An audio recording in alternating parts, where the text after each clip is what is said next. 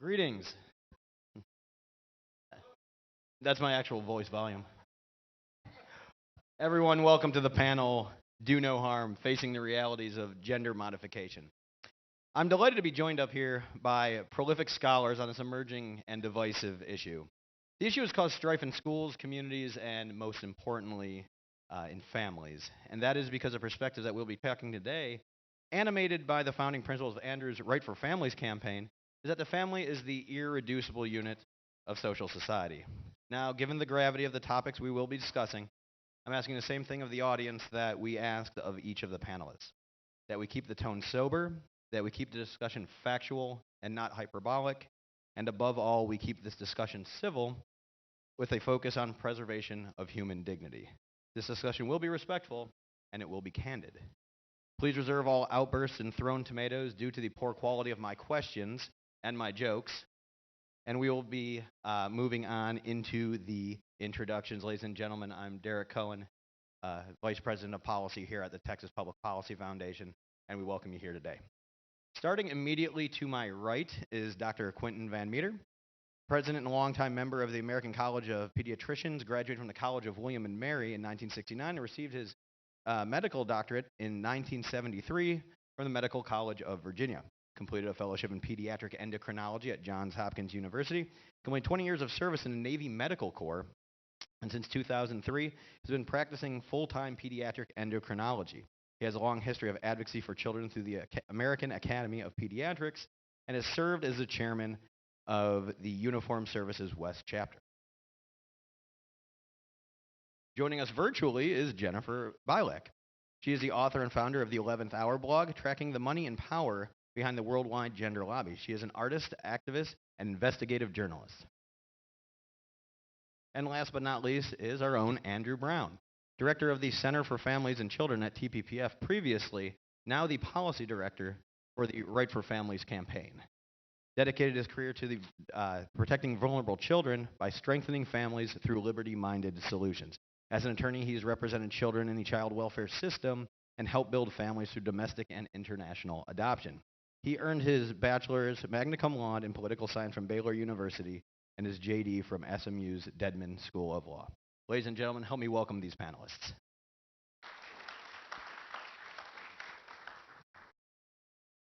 So I actually would like to start with you, Andrew, and answering the question that we've gotten both externally and internally here at this conference.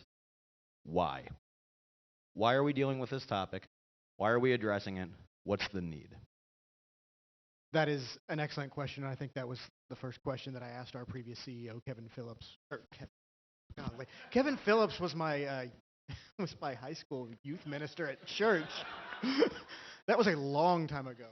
Kevin Roberts, our former CEO, approached me about this idea, and kind of that was the first question I asked him. It was, why and are you sure? Because traditionally, the Texas Public Policy Foundation has not waded into those issues that we would consider social or culture war. And some of that was by design. Some of that was just because we have a lot of wonderful organizations in this state that do a great job on those issues, and so we didn't see a value add that TPPF would bring to some of those conversations. All of that changed with this issue in the last probably year and a half. And the reason why it changed with this issue, one, is because it caught on like wildfire, not just in Texas, but across the United States. The second reason was the way the conversation was moving and the mechanisms that both the left and the right were looking to employ to solve the problem from their point of view, and that's where it came into my wheelhouse, which is the child welfare system. The conversation started turning more and more to using the Child Protective Services system as the mechanism to either promote this ideology or to push back against this ideology. And if you know anything about me and my work, I fully and fundamentally believe that the Child Protective Services system is a last resort for cases of immediate danger. The harm that that system does to children, that we know that system does to children when you separate them from their families, is catastrophic. And we only need to be turning to that system when it is absolutely necessary to protect a child who is in imminent danger of harm. I will get into more as to the reason why TPPF does not support the use of Child Protective Services, but instead supports what I would call a middle ground for addressing this issue a little bit later on in the panel. But really, it was that opening where TPPF saw there is a need for our voice in this debate at this time. And let me go to you, Dr. Van Meter. Same question. Why have you engaged in this particular issue as you have? Well, I have been in touch with the concept of bodies and minds not matching each other in some ways, all the way back to my fellowship years 40 years ago. On the faculty at Johns Hopkins was a gentleman, that term loosely, Dr. John Money, who was a strange individual who believed that children could be experimented on. He had an idea, let's apply it and see how it works. This was well before protection of human subjects for clinical research. It was just an ideologue who believed that gender was an issue. He actually took the word gender from language and applied it to human beings. Before the 1950s, when he came up with a concept of what gender was, he called it the internal sex self. And he believed that it could be malleable, that it could change, or that you could actually take the society around a person and change that person to live the life of the opposite sex, to appear physically like the opposite sex. And since Johns Hopkins was a bastion of research on problems with hormones and hormone actions in the fetus and the newborn and young children, he attached himself to Johns Hopkins after he finished his education and found this to be a wellspring for him to experiment with kids. What could we do with children that would change their sexuality, their concept? And he did this, and actually as not only for little children and newborns, but for adults. He had a stable of patients who were adults who consented to change their sex, if you will, which was really just changing their idea of what body they were in. And they were medically treated and surgically manipulated to appear to be the opposite sex. All of his patients that he did this to were then reviewed many years after he was gone from the institution, and they were all found to have no improvement at all in their mental health, which was the whole key reason for his recommending this in the first place. And his program was shut, and he was actually sort of put down in the basement somewhere in the archives of Johns Hopkins as an embarrassment. So I knew him as a faculty member. I saw him as a sort of a perversive type of individual who had some very strange ideas, who loved to be as obnoxious and offensive as he could be to people with conservative religious values in particular. So that was my background with Dr. Money. Subsequently, in the world stage, the idea of being in the wrong body was sort of flourishing in Europe, particularly the Scandinavian. And adults only were involved in this until about the year 2000, when in the Netherlands a program was established for children who thought that they were in the wrong body, if you will. These children had been very carefully screened, however, and they were found to be essentially mentally stable. Every other avenue, no one could figure out exactly why this child felt that way. They did some protocols, again, not in the sense that we would do that, to put these kids on hormones and to raise them and make them physically appear as the opposite sex. A very limited number of children. So this happens in Europe, and in Canada, the opposite was happening. Dr. Kenneth Zucker, who is a clinical psychologist, took these same children who were coming to his clinic from around the world, and he would interview the families, and he would work critically with the child's family, and the psychological environment, and work through the process of what made this child feel that they were born in the wrong body. And when he did this, upwards of 90+% of the boys and 80+% of the girls, by the end of adolescence, as they passed through natural puberty, returned to be accepting of their own particular biological sex. So here we have a scale of individuals from 1980 up to up to 2000 plus that were treated by Dr. Zucker successfully, and who then began to lead productive adult lives in sync biology and sense of who they were. This concept of changing jumped from Europe to the United States in 2007 when a pediatric endocrinologist in Boston, Dr. Norman Spack, decided he would come and start his own transgender clinic in the United States. That's 2007. Today, there are over 70 transgender clinics in the United States, from one in 2007 to 70. And these are all university-based places for the most part. However, Planned Parenthood has jumped in the fray and is adding their services. And there's an online service called Plume, where you can just go to the place, establish who you are, and they will find somebody to prescribe drugs for you and get you on your way to make your body look like the opposite sex. This is an explosive concept, okay? The lies that people hear are, number one, this is biologically based, that gender has a biologic base, and that if these children are not affirmed, they will kill themselves. And those two lies are presented over and over and over again, to the point where people who don't know the subject matter, which are the majority of the medical community, will accept them blindly. This is dangerous because it's used as a weapon against the parents to accept this concept. And what it really is a concept of an ideology as a virus that took hold and has exploded exponentially, 4,000% increase in the UK alone in the number of children who are showing up believing they're born into the wrong body. In the old database, it was 6 out of 100,000 adult males believed they were born in the wrong body as adults, and 3 out of 100,000 women who felt that way. A 2-to-1 ratio of males to females. Today, it is upwards of 1.5% of the entire child population of the United States, with a 2-to-1 ratio of females to males. This has happened in the course of the last 10 years. So there is no biologic basis to this. If you do nothing else other than use your brain, there is no biologic entity that suddenly goes from that old percentage to 1.3%, a 4,000% increase in incidence if it's biologically based.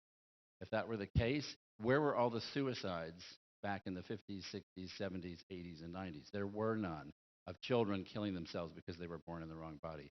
But it is the driving force that legislative bodies, that judges in hearings when they're giving custody to one parent or the other, that's the standard that they use. And so I'm sitting back having this history of watching this in the 1980s and then watch it be buried and then come back alive again, and it's a very scary phenomenon. The science, the true science that's published in true studies of populations, entire populations, not convenience samples, shows there is absolutely no improvement in mental health for affirming socially, medically, or surgically a person who believes that they're born into the wrong body.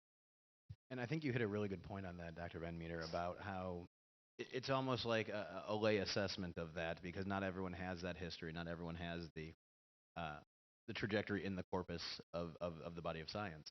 And so you see folks, family court judges on down, who react in what they feel is probably a lay assessment, a compassionate way. Unfortunately, it tends to, again, not necessarily take into the whole picture, as you said.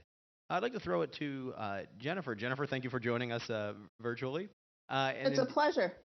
Absolutely, we're glad to have Thank you. you. And in doing so, I'm going to still stick on that first question on why. Can you kind of chart how you got involved in this issue? Well, I'm an environmental activist, and I campaign for the rights of women and children as well. And I came at this through the women's rights issue and the censorship issue, because I was working for an environmental organization, and we were being deplatformed just for acknowledging biological reality. And that happened quite a lot, and it was happening not just to us, but to other people. And there were other people working at that front, like Jordan Peterson in Canada. And so I started to look at the power, that they could do this, that they could censor so many people, like what's going on here. So I'm an American, so I follow the money. And that's what I did. I followed the money, and I went to the LGBT organizations, which used to be LGB organizations, and I tried to understand what was happening here, who was funding them, and why was this T added? Nobody ever tells you why is gender identity and T added. Well, what this does, if you start to examine what gender identity is, it gets very sort of messy, because there's so many tentacles to it. But if you look at what it's doing in the culture, in many cultures now, mostly Western cultures, it's deconstructing sexual dimorphism. And so what I found was a lot of wealthy billionaires, well, billionaires are wealthy, but a lot of billionaires, some transsexuals, some gay men, working in these LGBT organizations and proliferating them across the globe, like there are so many more than there ever was before. And there were also transgender organizations. There are many transgender organizations now. And this is in the span of, probably 2 decades that this has happened. It's only hit us. It's sort of been working in the background, but it only hit the culture running, like American culture, in 2014, like when Laverne Cox was on the cover of Time magazine. And then the following year it was, what's his name, the sports star, was on the cover of Vanity Fair. Jenner, right, thank you. So it is like a virus, a virus promoting this idea that sexual dimorphism is not real, that we somehow exist sexually on a spectrum as a species, which is just crazy. It's absolute madness. But it's generated, there's actually players behind the scenes that are sending this through our culture for profit, to profit the medical industrial complex, and also for social engineering and engineering human evolution. So what I call this really is the gender industry, is the corporate colonization of human sex. They already have our land. They have our clean water, and they have our clean air. The smog is so great in China that children in Colorado get asthma from it. So that's, the state of our world because of corporatism, unfettered corporatism. So basically, there's nothing left of the natural world, right? I mean, compared to what there was, right? So the next horizon is basically human sex. It's us at our root. Our root is sex. This tethers us to the natural world. So that's basically what's going on here. Now I can get into the players if you'd like me to. There's some names that stand out that I have found come up over and over and over again. The Pritzker family. Well, I should start really with whose ideology is this really? And that would be Martine Rothblatt. And he's a transsexual transhumanist. He's very well respected in politics, in business, in technology. He's worked on the Human Genome Project at the UN level. He has invented Sirius Radio. He's a lawyer. He's made a robot of his wife. He's very involved with artificial intelligence. He has a xenotransplantation farm.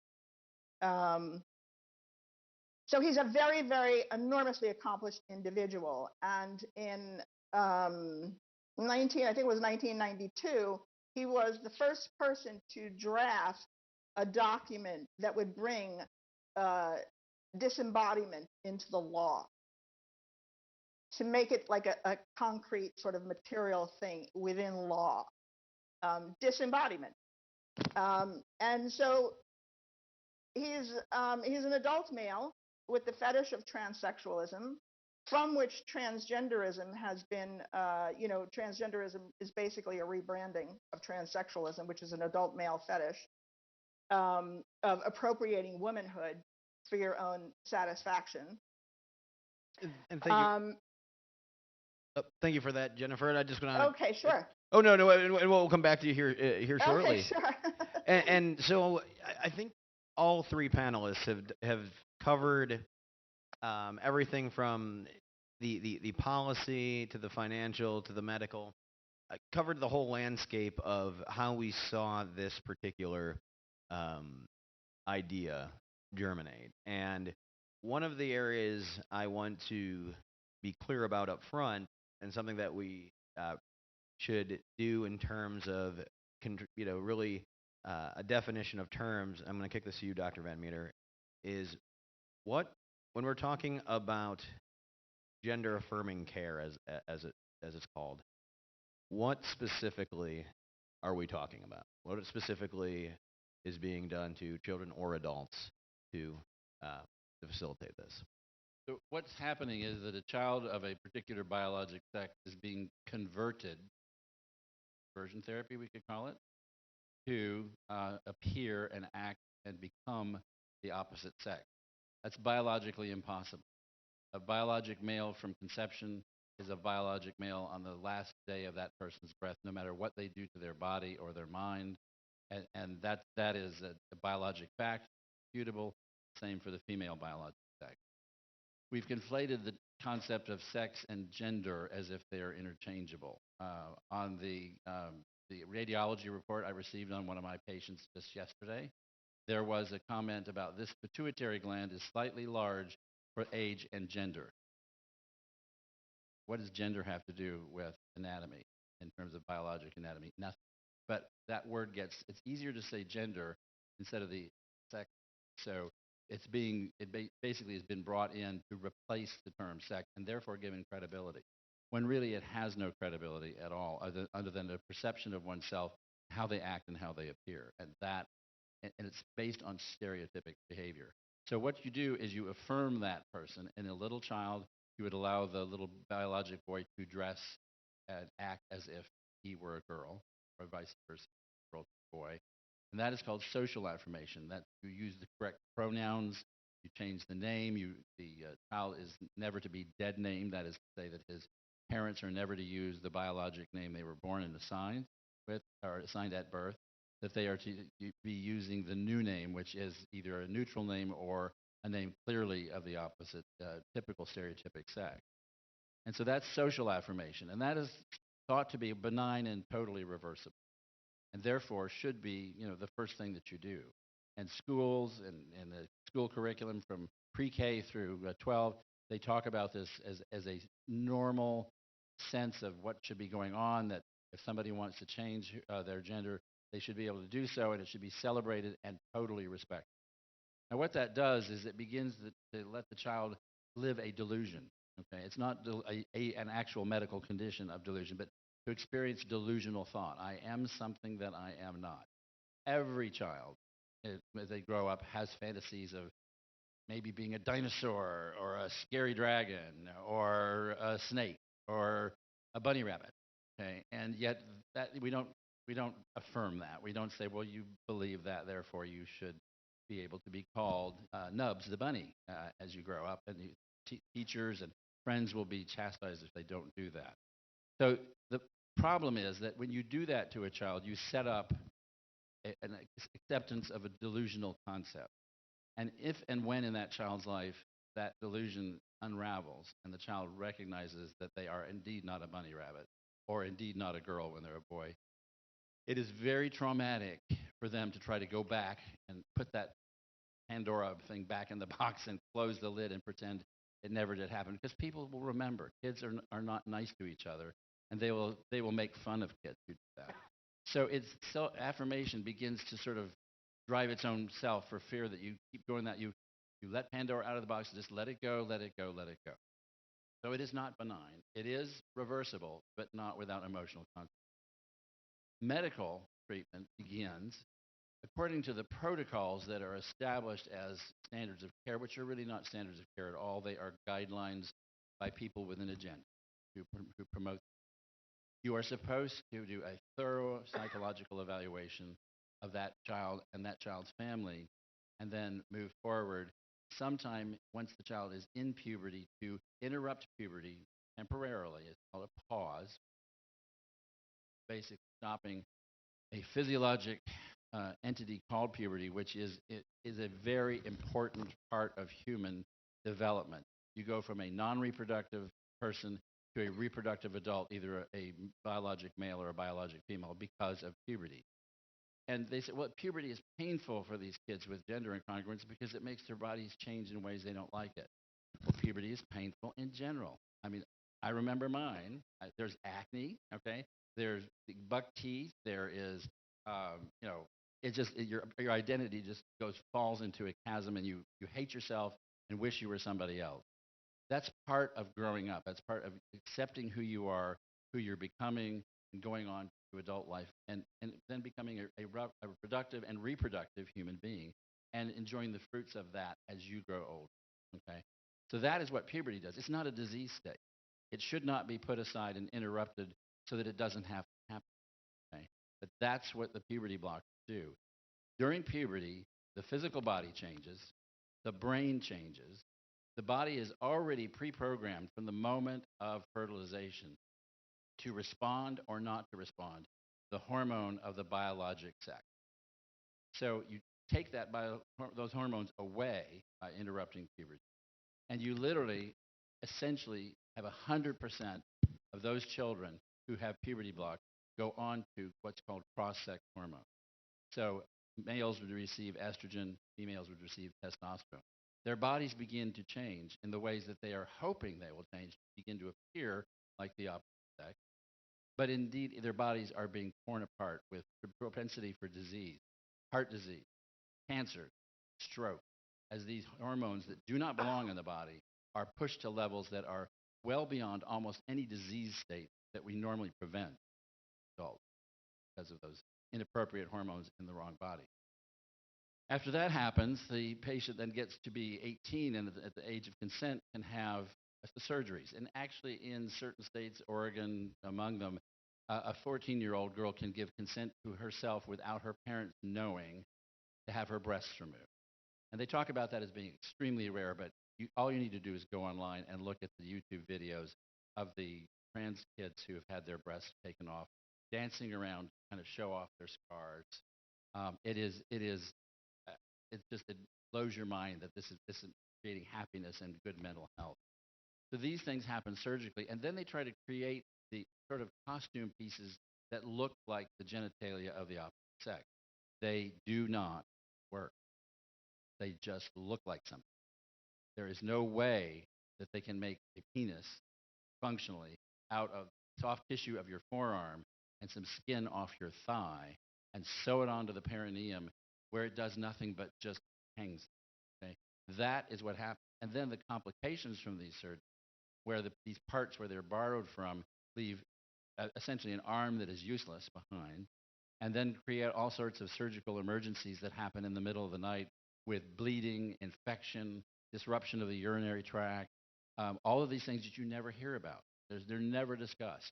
So it's a process of taking a physiologically healthy body and turning it into a diseased body, so that in the big world picture, transgender individuals who go through the entire process die 50% sooner than adults who do not. So why would we promote this or recommend it when we know it is not an appropriate thing to do? We care passionately for these kids. It's not that we call them names and say they're crazy. We take care of them. We go to the root of the problem. We do what Dr. Kenneth Zucker has done in the past, and say, let's go into the dark, scary basement, open the windows, let in fresh air and light, and see where this is coming from. And when you do that, you have resolution in the vast, vast majority of them. Why we would let something like this happen to them and not fight it as a medical community beyond the pale.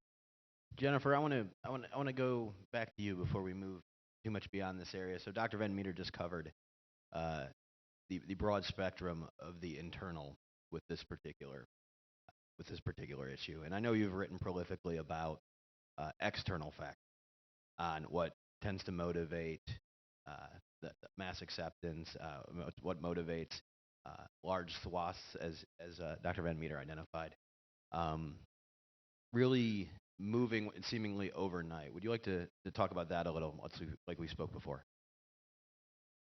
Yes. First of all, I want to say, transgender is really nothing more than an ad campaign. There are people with body dysphoria. but it has never turned into what this has turned into, like anorexia or body integrity identity disorder, which is a body dysphoria that very much mimics the things that trans people involved in the trans community say. They want to be disabled, so they want one of their limbs removed because it doesn't feel like their body. And this is very, very minute part of the population, and doctors don't go around chopping off limbs. And we don't have reality TV shows about these people. We don't make them into heroes. We don't have modeling agencies for them. We don't have makeup lines for them. We don't have dress and fashion for them like this is turning into. This is corporatism. It's been added to the LGB because you cannot open market under capitalism with a sexually dimorphic species beyond LGB unless you do something, and heterosexual, of course. You have to open this up. So if you break the bond, the boundary between male and female, and stick in gender identity, right, then you have this whole spectrum of sexualities, of corporate identities, because LGB is basically corporate identities now. It used to be a human rights movement, but it was subsumed by big pharma during the AIDS crisis. And then it became corporate marketing. It's a marketing constituency now that is worth $3.7 trillion. Just have to go to Out Leadership, the business networking arm of the LGBT juggernaut, and that figure is right there. Okay? So what they're marketing is, they're marketing these corporate identities, but it's also a way into our sex, our physical sex, in terms of genetics and DNA. The man that wrote the first gender bill ever was involved in the Human Genome Project at the UN level. Body dissociation is the name of the game here. This is what they're marketing. And they're showing us closer and closer to technology. This is the whole, this is like the spectrum here is really a technology spectrum. How close we can get us to technology. And so these billionaires are flooding our institutions and the law, our law firms, institutions, educational institutions, medical institutions. They're building sexuality centers to drive this narrative that we are more than two sexes. And it's nonsense. It's absolute crazy nonsense. But it's very, very profitable, like I said, for more than the medical community. I mean, you have whole swaths of the medical community, which is a $10 trillion industry. $10 trillion. I mean, and this is a beast that needs feeding, because if you're going to grow under capitalism, you need feeding. And the way to do that is to split things into smaller and smaller compartments. We used to go to the general practitioner, and the general practitioner, he or she would do everything for us. Whether we had a hangnail to cancer, they took care of it. You're birthing a baby, they took care of it. But now you have, a medical professional for anything that could possibly go wrong with you. And this is how you open markets. But you can't open markets, in sex unless you break that bond between male and female. So this is corporately what they're doing. My look at this is very, very broad. I'm looking at a very, very, from a bird's eye view. So, and all the people driving it, the ones that are like driving it, the ideology through our institutions, the billionaires that are funding it, are all wildly invested in the medical industrial complex, including technology. The two, Dr. Van Meter had mentioned 2000, how things had changed around 2000. Well, that's when the two largest LGBT organizations came up in America. First, there was the Gill Foundation. Then there was Arcus Foundation. Now they've spent between them, billions of dollars funding institutions all over the world to drive this ideology for profit and for social engineering. and human engineering, really. Thank- And children are the fodder for this experiment. and thank you for covering that, because I remember in our previous conversation you illustrated that so well, and I'm glad you were able to do so again for our audience. Andrew, I want to come back to you because we've covered much of the genesis, much of the specifics. Now let's get down to brass tacks. This whole conference is about public policy nationally and in the state of Texas. So, as a ham-fisted segue, I'm going to go. Would you please lay out what the public policy status and questions are currently, both nationally and in the state of Texas, and how the trajectory has moved over, say, the past 5 to 10 years? Sure, absolutely. Here in the state of Texas, the primary issue is how do we respond to children who present with gender dysphoria or ideations of I am something other than my biological sex. And right now, Texas and a lot of other states are really wrestling with this issue. And it's a difficult issue to wrestle with because, Dr. Van Meter, you used the word compassion. And I think that's what really has to drive any public policy response to this issue is compassion for the children themselves as well as for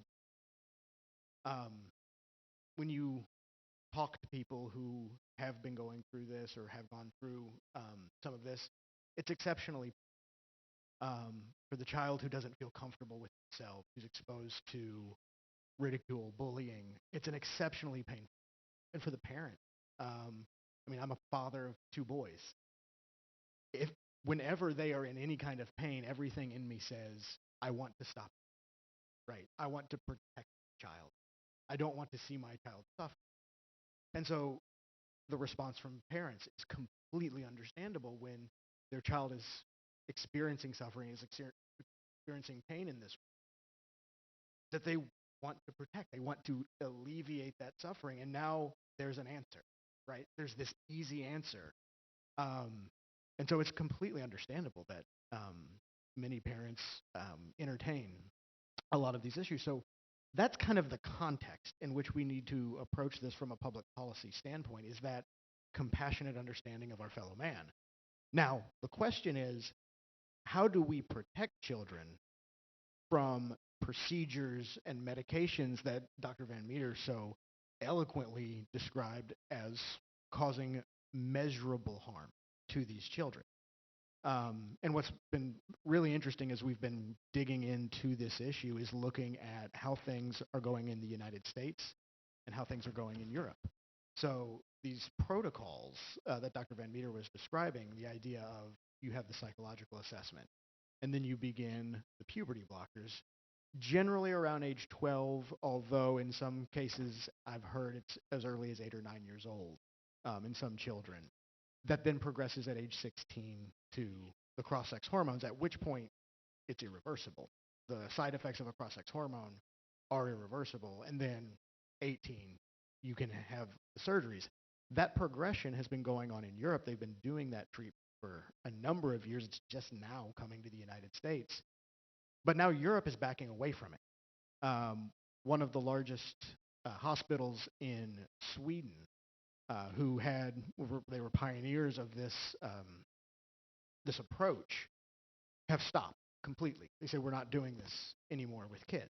Finland, very similarly, said, we're going to prefer psychological treatment to medical in children.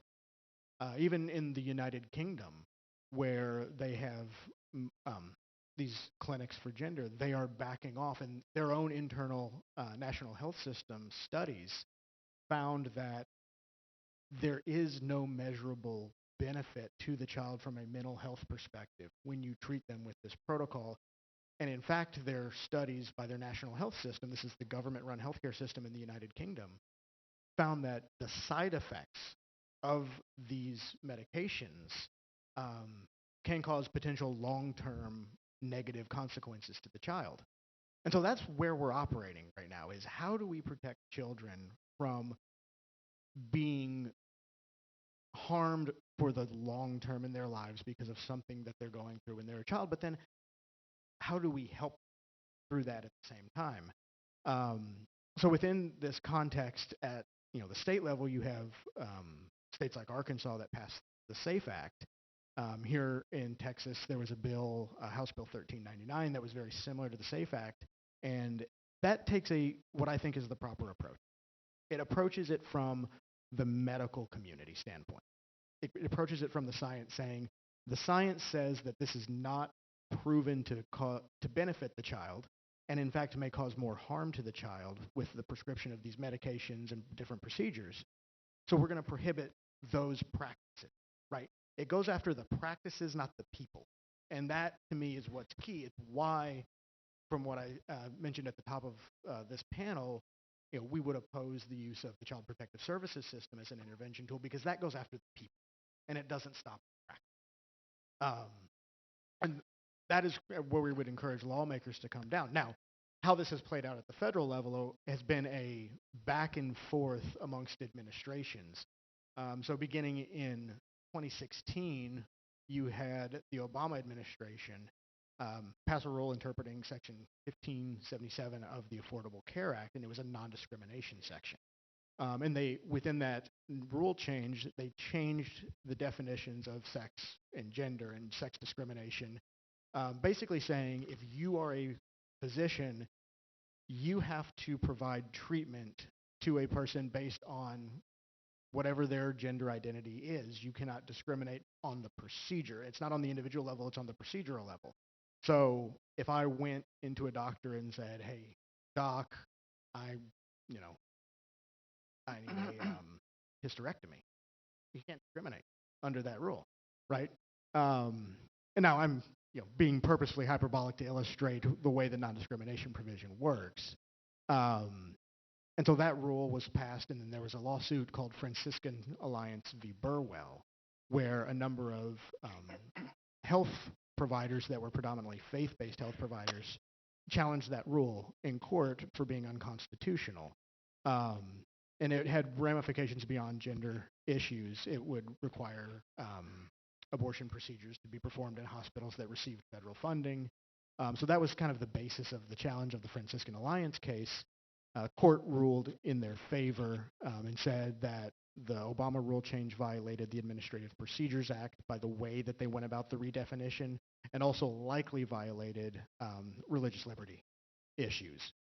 And so into that context, you have the Trump administration coming in, and then they do what they called the 2020 rule, which was basically just roll that rule back and bring us back to the status quo. As that rule was in the final stages of being published, you had a case called Bostock v. Clayton County that went all the way up to the United States Supreme Court. And that was really a sex discrimination case. A homosexual man was fired from his job for being homosexual. And that case really it was a Gorsuch decision, actually. It interpreted Title VII of the Civil Rights Act, and specifically sex, as relating to sexual orientation and gender identity. And so then that case, the Bostock v. Clayton County, when the Biden administration came in, they used that reasoning in the Bostock case to go back to the 2016 rule and begin redefining sex and gender discrimination under those lines. And that's where we stand today, and that has massive ramifications, because the interpretation of that one rule within the Affordable Care Act would require any hospital, any medical provider that receives federal funding to perform these types of procedures and these types of services. And so you really have kind of a two-front issue going on. At the federal level, it is all following the funding for healthcare providers and healthcare services. At the state level, you're really dealing with the practical, on-the-ground impact and what children and families are going through. So that's kind of where we stand right now in terms of the legal landscape. So I want to ask one more question before we turn it over to our audience to send questions to our three panelists. And I will go over just a general housekeeping. If we have a question for Ms. Bilek, I will make sure to reiterate it just in case the roving mic doesn't pick it up quite well, just so we have everything coming from the same set of mic, just so just a good housekeeping practice. But Dr. Van Meter, one final question to you before we kick it over. You mentioned some of the affirming care practices that have taken place. I'm going to ask the question I think everyone in this room is wondering. It's what's the alternative? What do we do specifically when we have a child that presents with a gender dysphoria and a well-meaning parent who I think we can all say is probably at a loss for options? What can be done that doesn't necessarily or that won't result in a lifetime of harm to that child when that child becomes? It's a great question, and it's not an easy answer, but the concept is this child is screaming in pain, looking for a solution for a problem. And these problems come from what we call adverse childhood experiences or events, ACE, that hit a child during the developmental stages. It could be the death of a parent or a sibling, could be incarceration of a parent, could be drug abuse or alcohol abuse by someone in the home environment, can be sexual abuse by someone in the home environment or close to it or outside of the home environment. And if these situations, the child is traumatized to the point where they are not able to move forward emotionally, and they're looking for something to grab onto that gets the pain to go away.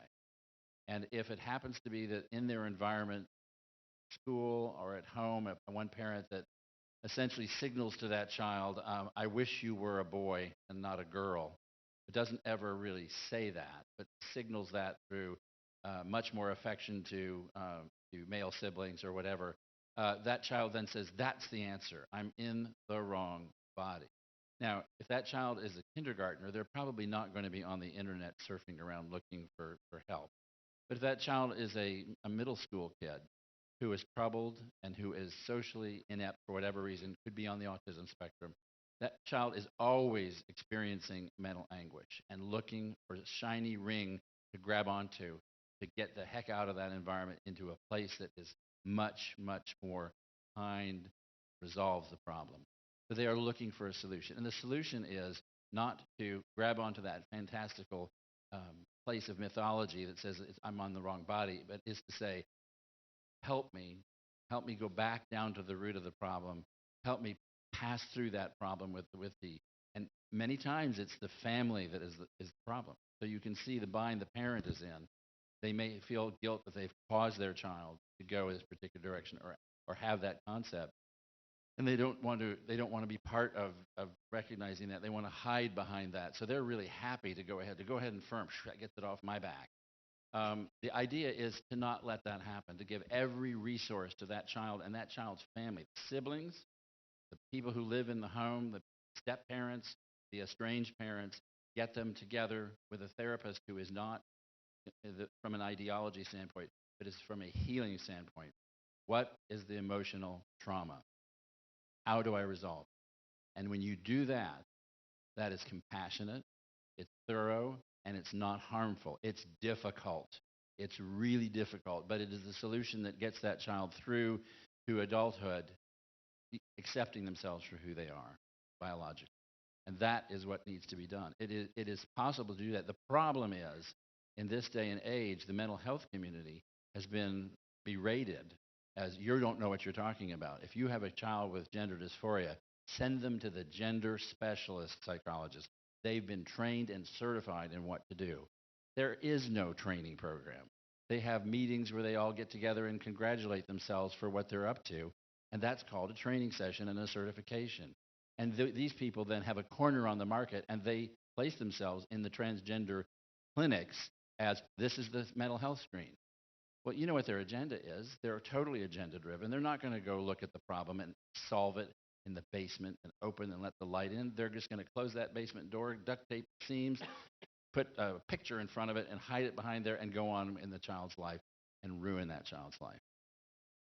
Well, thank you so much. And right before we hand it over to the audience, can I get one final round of applause for our panelists, please?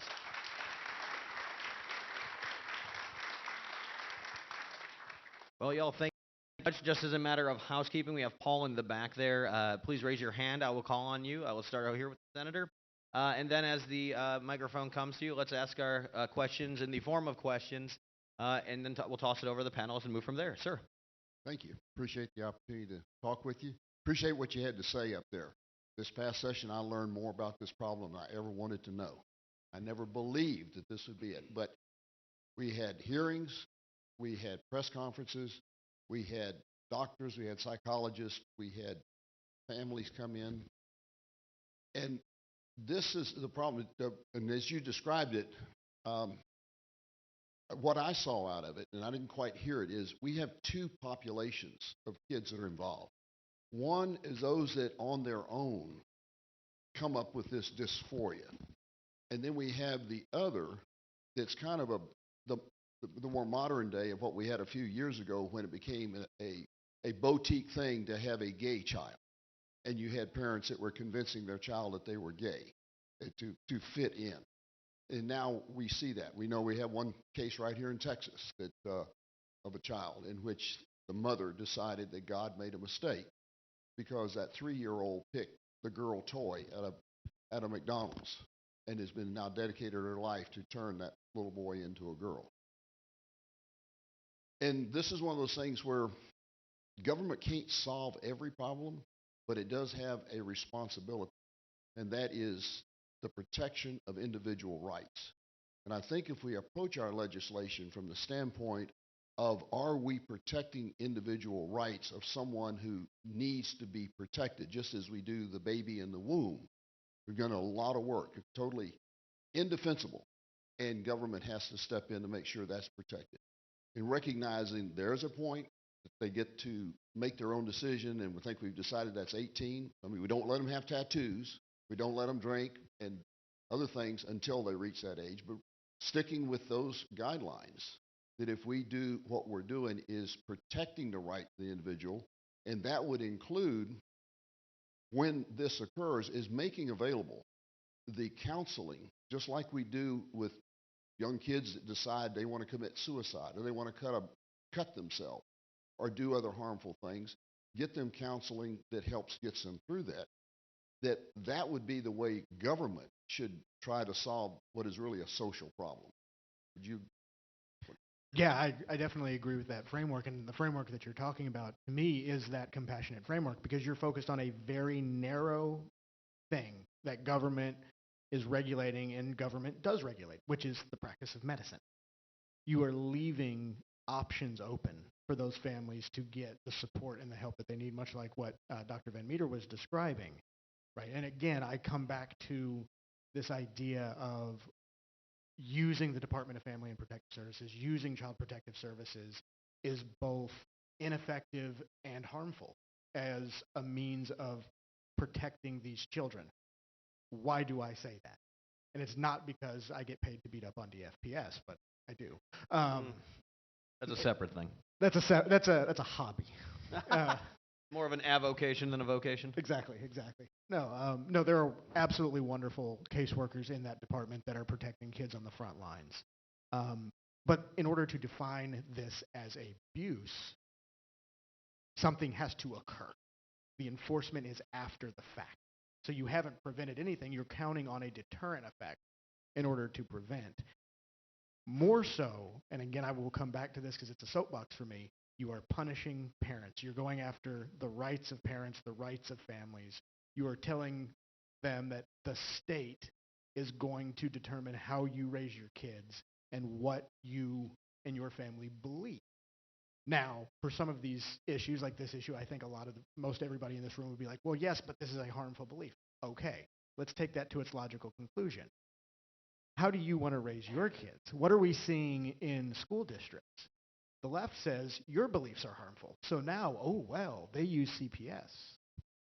We can use CPS to tell you that you're raising your kids the wrong way, and you create trench warfare. You have further weaponized an agency that is intended to protect and care for kids who are in imminent danger of harm, and now it is a tool of ideology rather than of service to the community and the most vulnerable. Let me go ahead and draw a very thick underline. Led to believe that CPS is a solution. Their only tool is to take the child away from the parent. Correct. And put them into foster care. That is no solution to anything. And so that is a false solution. it has led us to believe we've already got it fixed, and it hasn't been. And so nobody should be looking to CPS to solve this problem. Absolutely. Let me go ahead and draw another one on what both you and Senator Hall just said, is that it's not about having us having the weapon however defined, or them having the weapon however defined. It's about the weaponization of this bureaucracy as it is, which, as we know, bureaucracies don't exactly turn on a dime. And, and a lot of Andrew's work in this area about defining what abuse is, about what removal standards should be, could be undone one way or the other were this to actually be the closest weapon to hand. And Jennifer, I want to kick it over to you as well, because the senator brought up he brought up kind of the mass adoption issue that you had written prolifically about, and I just want to see if you wanted to comment on that as well. The mass what? The mass adoption. Now you mentioned that it seemed to come in vogue very recently. Right. Well, this is all promoted by the medical industrial complex, okay? And they're doing it through the media, running 24/7 for the past, since Laverne Cox hit the cover of Time magazine, the propaganda has been running 24/7, that this is a real thing. And it's going through the media, and you can't get through in terms of getting an alternate perspective through of what's really happening to these children medically, and how they're destroying their bodies, how it's coursing through the culture. You can't get an alternative perspective through because the media is not really what you think of. Like, you think, oh, Cosmo magazine had this terrible ad about, binding breasts, which they do. But Cosmo magazine isn't really Cosmo magazine. It's part of a conglomerate, which has a massive health platform. So all the media, you just throw a stone at the mainstream media, and you're going to hit pharma. And that's why you can't get information through. That's why I call it an ad campaign. It's no more. There's no transgender people. No, people don't trans anything. They are male or they are female, like Dr. Van Meter said. I mean, you cut up, dig up their bones 100 years from now, and they're still going to be, you'll be able to tell whether they were male or female. Gender, the whole gender thing is an obfuscation of the fact that they're deconstructing sex. The corporate state is deconstructing sex. That's what they're doing here. This is what we have to get out there to the public. And it's very, very hard because the media is controlled by big pharma. So, so it's great that you're having this platform. I forgot where I was going with that thought, but well, if I can just and what Jennifer was saying, I actually came across a study this last week that speaks to this point about how the media is actually impacting especially kids on this issue. And it was an academic study, peer-reviewed study, that looked at contacts to gender identity clinics in the United Kingdom and Australia within a period of time surrounding something in the media in those countries relating to the transgender issue being in vogue. And what they found statistically was when you had a item in the media, whether it's a profile of a prominent transgender celebrity, some type of reporting, a TV show, what have you, within the 2 weeks immediately following that media item, the number of children who contact a gender identity clinic measurably spikes. And they found it time and time again across 2 countries. And so we've now been able to quantify, or these researchers were able to quantify, media plays a significant role in influencing the thoughts of children around this issue. So in grassroots activist circles right here in Texas, there have been claims of some kind of connection between trafficking over the southern border and the gender modification clinics. Can you speak to that at all as to whether there's any truth in that? I've not seen any evidence of that. Speaking of the gender clinic and following the money, Jennifer, Dallas Children's Hospital's transgender clinic was suddenly shuttered up, closed down. And that's because donors, major donors to Dallas Children's Hospital, woke up and looked at the harm being done to the kids and said, our money is no longer coming here. And the hospital said, oh, okay, well, never mind, we don't have a gender clinic anymore. And they shut the doors. I mean, follow the money. Ma'am in the white. And can I just say, Yes, please, Jennifer. I just wanted to say Dr. Van Meter's statistic on gender clinics is actually a little behind the times. There's actually 730 clinics in North America right now. That's just North America, which includes Canada. So there's 730 of these clinics to rearrange children's sex in North America alone. And they're visioning all, they're growing all around the globe. They just opened one in China. In China. They have gender surgeons all over the world. Japan, China, Indonesia, South America, Africa, everywhere. They have gender surgeons. They're now performing non-binary surgeries, and you don't even want to know what that is. Non-binary surgeries, yeah. Look it up.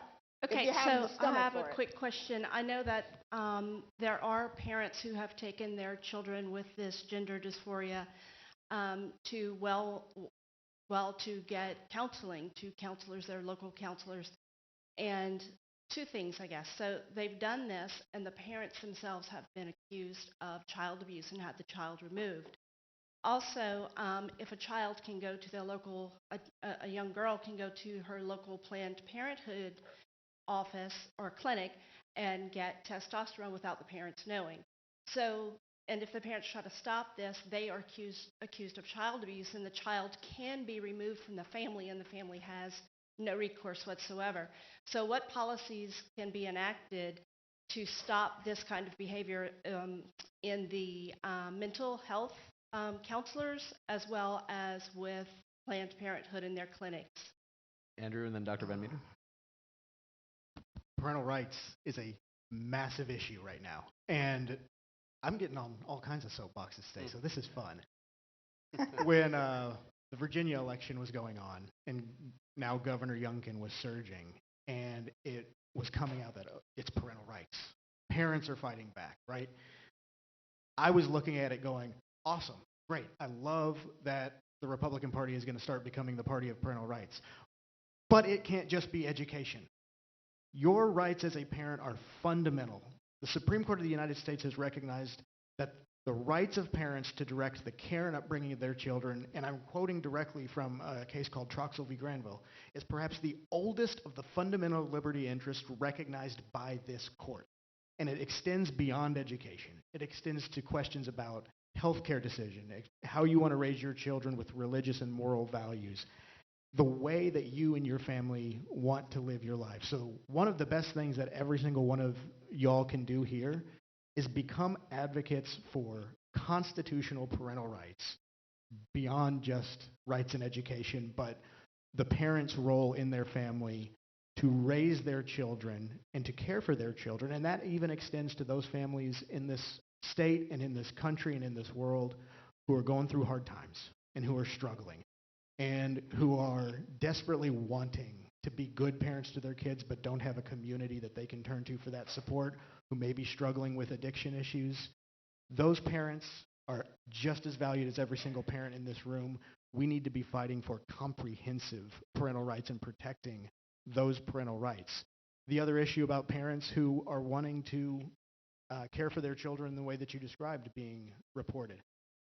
Absolutely, it's the other side of the coin that I was talking about earlier.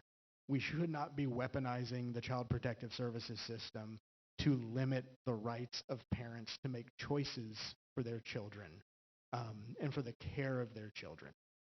Just to throw a monkey wrench in that, to give the parents rights, and I firmly believe in that, when you have one parent that wants to trans the child and the other parent that does not, more often than not, and I have been an expert witness in family court hearings in this state and others, the judge buckles and gives in to the affirmation parent, whether it's a mom or a dad. And it's sad. I mean, but it happens more often than the other way around. Let's go to this woman in red and then into Mary Elizabeth.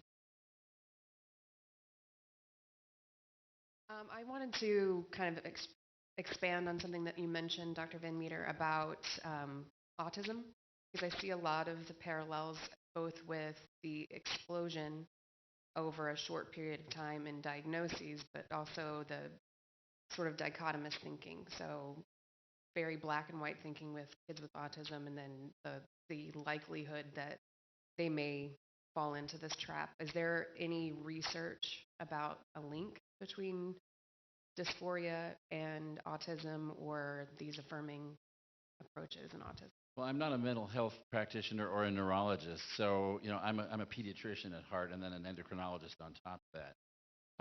The idea of autism is sort of caught fire in terms of being on the spectrum.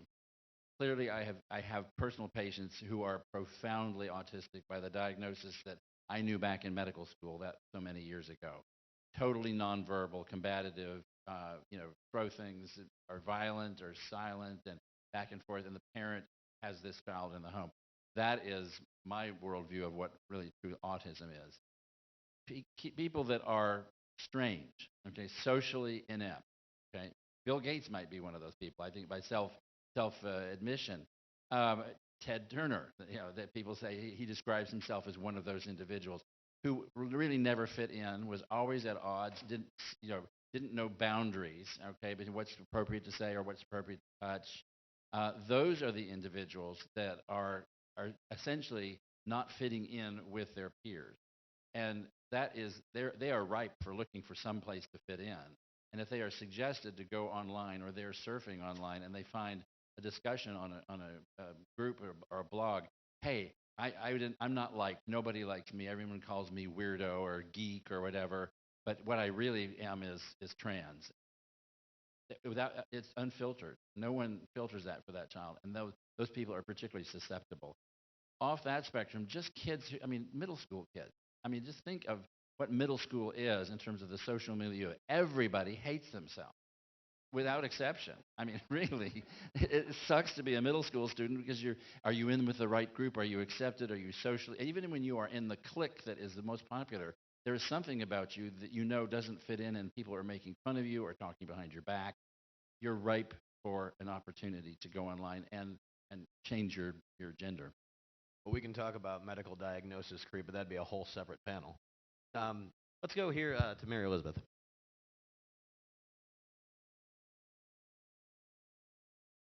So I agree with HB 1399 being a good solution because it does attack kind of the insurance payment that goes to the doctors and making sure that they're held accountable for not performing these surgeries or prescribing medicine. However, I think there's a lot of division in the country about what's the right approach. You talk to the average person on the street, they immediately say this is child. However, in the policy world, we recognize, kind of like you mentioned, the compassionate aspect of parents. So how do we address that? Because even in Arkansas, that bill had criminal penalties, and HB 1399 decided not to put that in that bill. So how do we address that division and trying to be cohesive in getting a successful bill across the finish line? Andrew, let's address that, and specifically with an eye towards the definitional construction of abuse that you and I talked about so frequently. Right. So the definition of abuse, and I don't have the code in front of me right now, but we generally speak of an act, or in the case of neglect, a failure to act, that causes harm to a child in a physical way, or places that child at an imminent risk of harm. Meaning, if we do not intervene, harm will befall this child. It is breathtakingly close. We have to do something, right?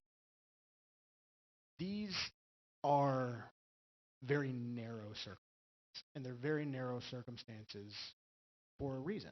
Because when you look at the population of children who do enter in our foster care system, 75% of the kids in foster care in Texas are there for neglect reasons. Now, there are all kinds of other things that can occur that result in a child going into foster care, but neglect very often is a product of poverty and families who are struggling. And when you introduce this awesome power of the state that is legitimate and needs to be used in appropriate circumstances, that in and of itself is a harmful thing. So we need to be exceptionally careful as to when we deploy that power of the state. And I think this is something where understanding what happens when Child Protective Services gets involved with a family's life, what happens to that child specifically, is really important for bridging some of this divide as to what's the right way to solve this problem. Because we know from psychological and sociological studies, the act of separating a child from their parent in and of itself, regardless of whatever else is going around, is measurably traumatic to that child and carries negative consequences for that child for the rest of their life. So on the floor of the House during the last legislative session, we were debating a bill, or they were debating a bill that changed the definition of neglect. And a member of the legislature, I think, defined it beautifully and said, when we intervene, we know we're causing harm. We absolutely know we're causing harm when we intervene. So our question is the harm we know we're going to cause less than the harm that that child will suffer if we leave them in that place? And so now on top of that context, we go back to this idea that we've been talking about. These children are struggling already. Some of them may have diagnosable mental health conditions like gender dysphoria. Some of them may just be struggling with being a kid and the pain of being bullied and all of these different things that kids go through these days. And so we're going to compound trauma on top of what that child is already going through and expect something good to come of that. I think looking down the road, we have to weigh what is the harm to the child that's going to occur, and is there another way to prevent this harm that we very legitimately want to prevent through these prescription medications, through these surgical procedures? Is there another way that we can do that without causing further harm to the child? And I think that's where House Bill 1399 really comes in and says, okay, let's go after the practices because there's no science to support the practices. And in fact, the leading science on this issue, quote unquote science, they're backing off from.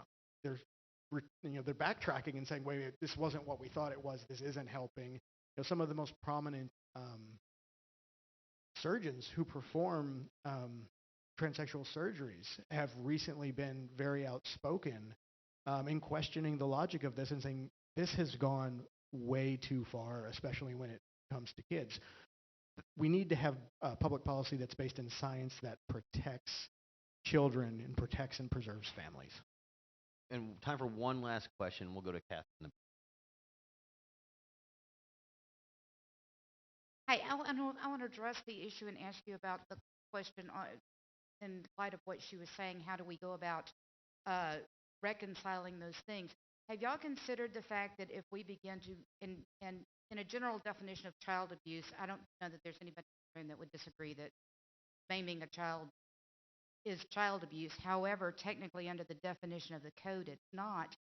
But we already have a problem with Child Protective Services intervening with medical abuse cases, where a parent who is following the advice of a licensed physician is being threatened with their child being taken away from them because they are following that. Wouldn't putting it as a child abuse issue rather than going with the taking away your license or criminal type situation, wouldn't that be unintended consequences where we're not wanting to do it in other cases, but we're wanting to use this as a medical child abuse there? Briefly, Andrew. Absolutely. And I would argue, and not to be too harsh here, but I would argue hypocritical to do that. Well, everyone, that brings us right up to the time. Unfortunately, Roy in the front here is about to get on the stage with a giant hook and yank us off. But I do want to thank everybody for attending. I do want to thank everybody for a fruitful civil discussion. And most of all, I'd like to thank our panelists for participating with us here today.